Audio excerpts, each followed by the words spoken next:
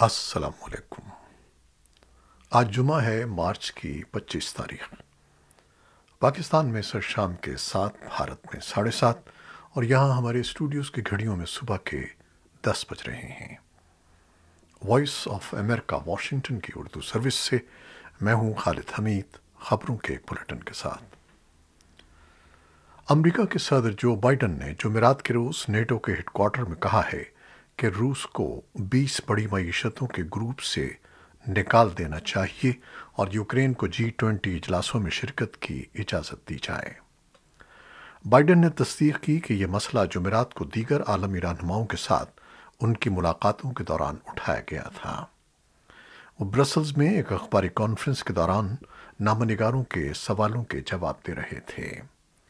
اس سوال کے جواب میں کہ کیا یوکرین کو روس کے ساتھ جنگ بندی کے حصول کے لیے اپنا کوئی علاقہ چھوڑنے کی ضرورت ہے، بائیڈن نے جواب دیا کہ وہ نہیں سمجھتے کہ یوکرین کو ایسا کرنا پڑے گا، لیکن یہ کیف کا فیصلہ ہے۔ بائیڈن نے اپنی نیوز کانفرنس میں کہا کہ یوکرین میں جنگ سے متاثر ہونے والے لاکھوں یوکرینی باشندوں کو امداد پہنچانے کے لیے امریکہ $1 بلین سے زیادہ کی امداد کا وعدہ کر رہا ہے۔ صدر نے کہا کہ خاندانوں کو دوبارہ ملانے پر توجہ دینے کے ساتھ ساتھ امریکہ 1 لاکھ یوکرینی افراد کا خیر مقدم کرے گا اور یوکرین اور پڑوسی ممالک میں جمہوری عزم اور انسانی حقوق کے دفاع کے لیے $320 ملین کی سرمایہ کاری کرے گا۔ اس الزام پر کہ روسی صدر ولادیمیر پوٹن نے یوکرین کی لڑائی کے دوران کیمیائی یا بائیولوجیکل ہتھیار استعمال کیے ہیں یا روس جنگی جرائم کا مرتکب ہوا ہے، امریکی صدر نے کہا کہ اس معاملے کا سراغ لگایا جا رہا ہے اور اگر یہ بات درست ثابت ہوتی ہو تو پوٹن کو جواب دہ بنایا جائے گا۔ امریکی صدر نے کہا کہ یہ الزامات بھی سامنے آ رہے ہیں کہ روس نے بڑے پیمانے پر تباہی پھیلانے والے ممنوعہ ہتھیار استعمال کیے ہیں اور اس معاملے کی چھان بین ہوگی۔ صدر نے کہا کہ یوکرین میں کیمیائی ہتھیاروں کے استعمال کی صورت میں مغرب کی جانب سے فوجی رد عمل سامنے آئے گا۔ جو بائیڈن نے کہا کہ روسی صدر ولادیمیر پوٹن نیٹو میں دراڑیں پڑنے کے منتظر تھے، لیکن یہ بین البراعظمی دفاعی ادارہ نہ صرف قائم ہے بلکہ پہلے سے کہیں زیادہ متحد، مؤثر اور کارگر ہے۔ ایک سوال کے جواب میں انہوں نے واضح طور پر کہا کہ امریکہ یوکرین کی لڑائی میں کسی طور بھی ملوث نہیں ہوگا۔ ایسے میں جب یوکرین کے معاملے پر برسلز میں نیٹو اور G7 گروپ کے اجلاس جاری ہیں، بائیڈن انتظامیہ نے جمعرات کو روس کے خلاف نئی تعزیرات عائد کرنے کا اعلان کیا ہے۔ اس ضمن میں امریکہ نے 328 روسی قانون سازوں اور سرکاری ملکیت میں کام کرنے والی متعدد کمپنیوں کو ہدف بنایا ہے۔ ان تعزیرات میں خصوصی طور پر سرکردہ روسی مالیاتی ادارے، 100 کو بینک کے بورڈ کے 17 ارکان اور 48 دفاعی اداروں کو ہدف بنایا گیا ہے۔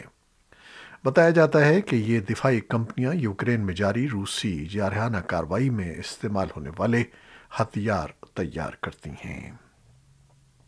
اس اجلاس کے وقت مظاہرین باہر جمع ہو گئے اور مطالبہ کیا کہ مغرب ماسکو کے خلاف سخت کارروائی کرے۔ یوکرین کے صدر ولادیمیر زیلنسکی نے اپنے ملک کی حمایت میں یوم احتجاج منانے پر زور دیا تھا۔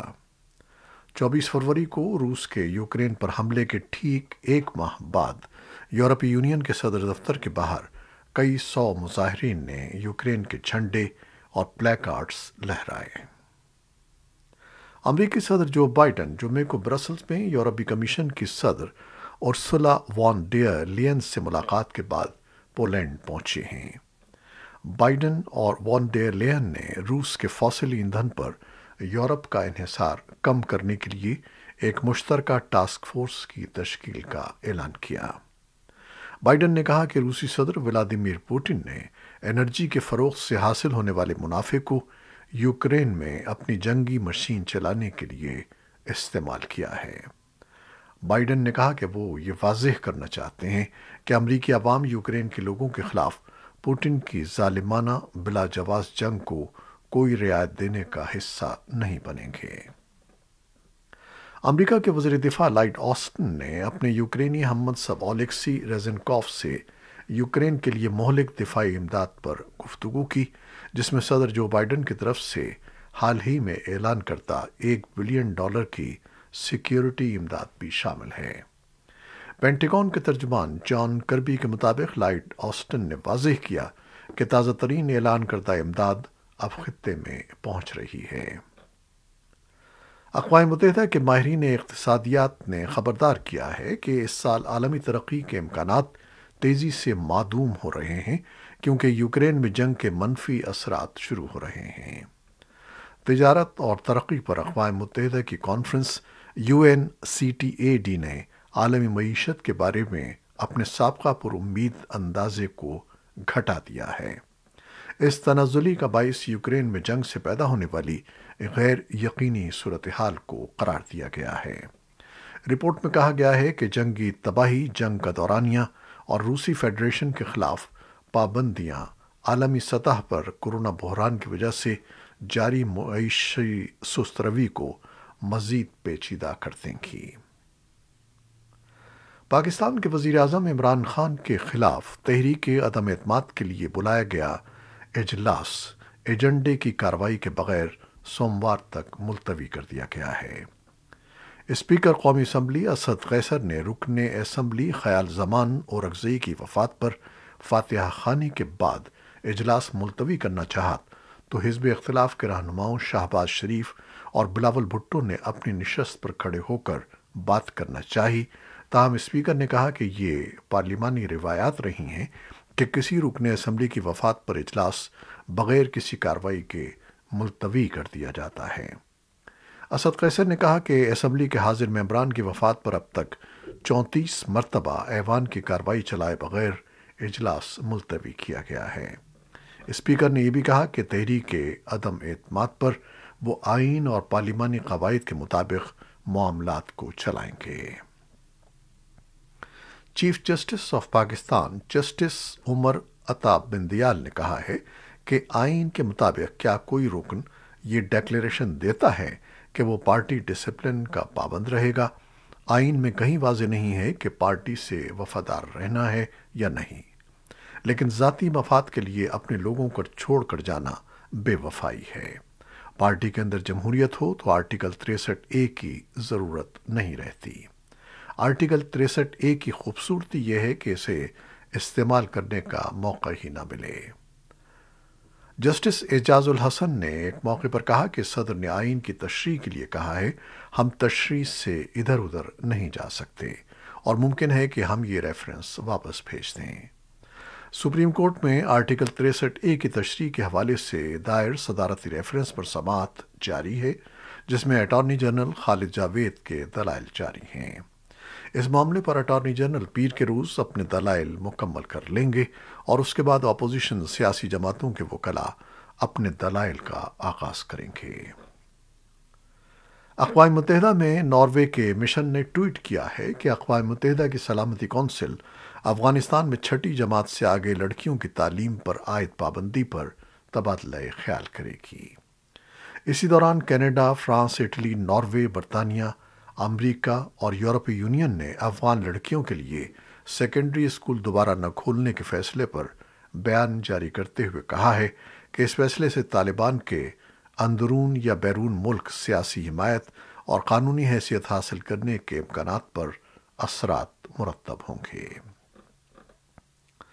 چین کے وزیر خارجہ وانگ یی اور روس کے صدارتی ایلچی زمیر کابلوف نے جمعرات کو اپنے دورے کابل کے دوران طالبان کے قائم مقام وزیر داخلہ اور حقانی نیٹ ورک کے سابق سربراہ سراج الدین حقانی سے الگ الگ ملاقات کی۔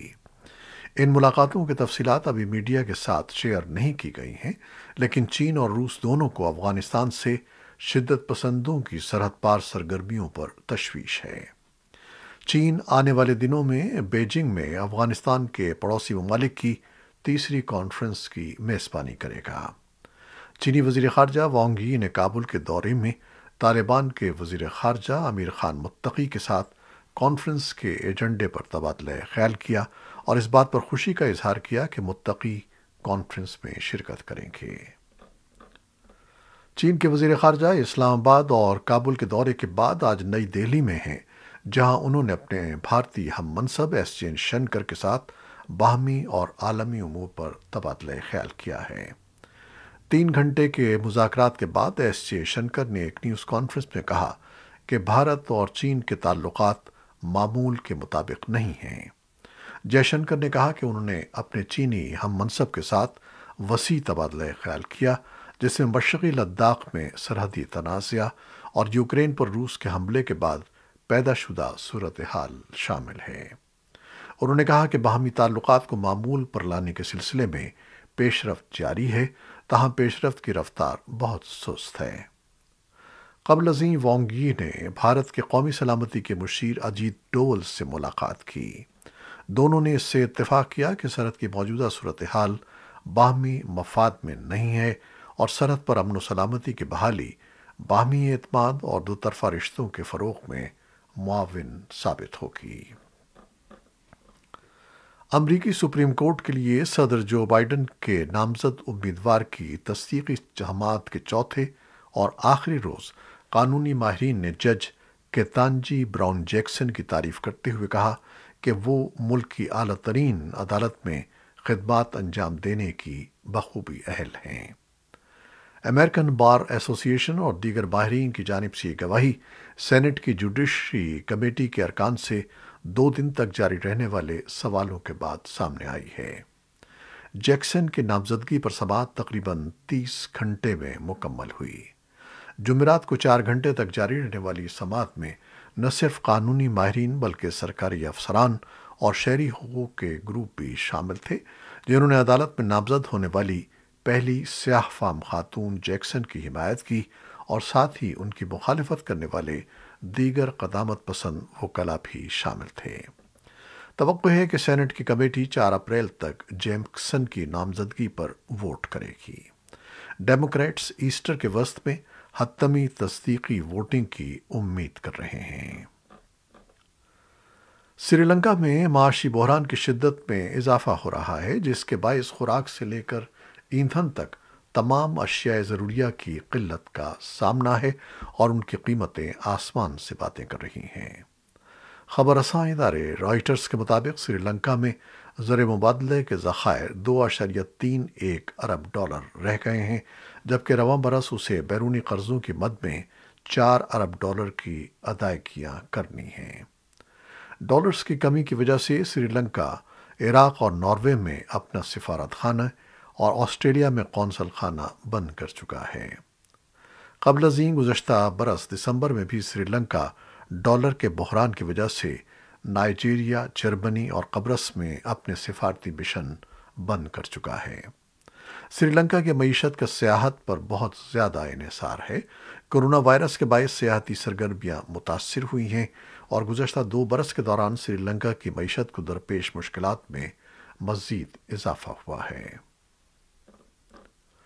ترقی پذیر دنیا میں کووڈ ویکسین فراہم کرنے والی کلیدی کمپنی غریب ممالک کو ویکسین فراہم کرنے کی کوششوں کے مقررہ ہدف کو پورا نہیں کر پائے گی۔ کوویکس نے مارچ تک 250 ملین خوراکیں دستیاب کرنے کا منصوبہ بنایا تھا، لیکن ترسیل کے انچارج اقوام متحدہ کے ادارے کا کہنا ہے کہ ممکنہ طور پر پہلی کھیپ اپریل یا مئی تک فراہم نہیں کی جا سکے گی، لیکن ویکسین کی لاکھوں خوراکیں پہلے ہی آسٹریلیا اور ہالینڈ سمیت امیر ممالک میں بھیجی جا چکی ہیں۔ 3 مسلمان امریکیوں نے ایک مقدمہ دائر کیا ہے جس میں الزام لگایا گیا ہے کہ امریکی سرحدی افسران نے بین الاقوامی سفر سے واپس آنے پر ان کے آئینی حقوق کی خلاف ورزی کرتے ہوئے ان کے مذہبی عقائد کے بارے میں پوچھ گچھ کی ہے۔ منیسوٹا، ٹیکساس اور ایریزونا سے تعلق رکھنے والے افراد نے جمعرات کو لاس اینجلیس کی وفاقی عدالت میں محکمہ ہوم لینڈ سیکیورٹی کے حکام کے خلاف مقدمہ دائر کیا۔ مقدمے میں کہا گیا ہے کہ یہ پوچھ گچھ مذہب کی آزادی اور غیر مساوی سلوک کے خلاف تحفظ کے حقوق کی خلاف ورزی ہے۔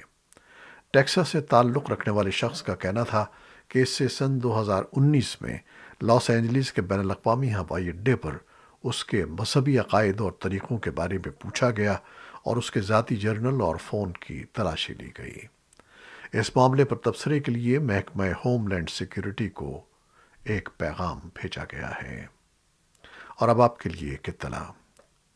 اگر وائس آف امریکہ کی ویب سائٹ اردو VOA.com تک رسائی میں آپ کو کوئی مشکل پیش آ رہی ہے تو اس بلیٹن کی ڈسکرپشن میں دیے گئے لنک کے ذریعے ویب سائٹ وزٹ کیجیے۔ منفرد رپورٹس اور دلچسپ تبصروں کے لیے دیکھتے رہیے VOA کا ٹی وی پروگرام ویو 360 پیر تا جمعہ شام 7:30 بجے آج نیوز پر۔ یہ تھیں وہ خبریں جو فیس بک لائیو پر ہم نے آپ کے لیے پیش کی۔ ہماری ویب سائٹ، یوٹیوب اور پوڈ کاسٹ پر یہ بلیٹن آپ کے لیے پوسٹ کر دیا جاتا ہے۔ آپ ہمارے بلیٹن کو شیئر کرتے ہیں اور اپنے کمنٹس میں اپنی محبتوں اور دعاؤں کا اظہار کرتے ہیں۔ اپنے سلسلے کو جاری رکھیے گا، اس کے لیے ہم آپ کے بے حد مشکور ہیں۔ خالد حمید کو اب اجازت دیجیے گا۔ اللہ حافظ۔